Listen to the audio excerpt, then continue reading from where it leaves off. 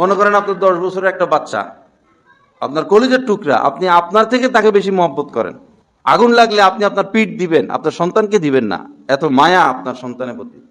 কিন্তু এদের দ্বারা একটু বড় বাচ্চা, চাচতো ভাই, জ্যাঠতো ভাই, মোবাইলে খারাপ জিনিস দেখায়, পরে এদের সাথে পাপ করে।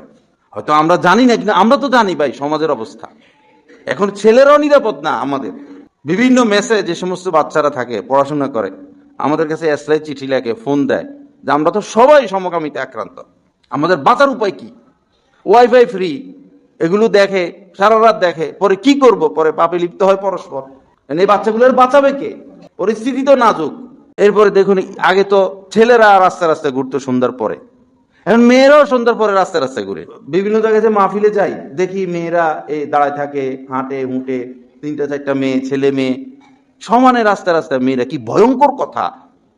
একজন মা বাবা এটা মানে কিভাবে যে আমার বয়স্ক একটা মেয়ে, 12-14 বছর বয়স, সে সন্ধ্যার পরে ঘরে নাই, সে রাস্তায় রাস্তায় ঘুরে? এইভাবেই তো সর্বনাশ হচ্ছে। একটা মেয়ে, সে কখনো মায়ের চোখের থেকে দূরে যাবে না। মেয়েটাকে মা চোখে চোখে রাখতে হবে সার্বক্ষণিক, না হলে আপনি বিপদে পড়বেন।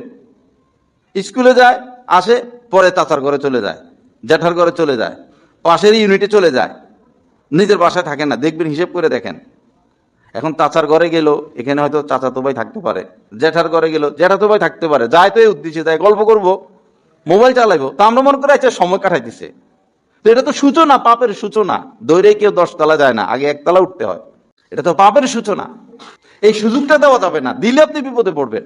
1 মিনিটের জন্য মেয়ে মায়ের চোখ থেকে আড়াল হবে না, সবসময় তাকে চোখে চোখে রাখতে হবে। স্বামীর হাতে হস্তান্তর করার আগ পর্যন্ত মা বাবারই দায়িত্ব। স্বামীর হাতে হস্তান্তর করছেন, বস আপনি এখন নিরাপদ, এখন স্বামীর দায়িত্বে চলে গেছে, এর আগে আপনার দায়িত্ব।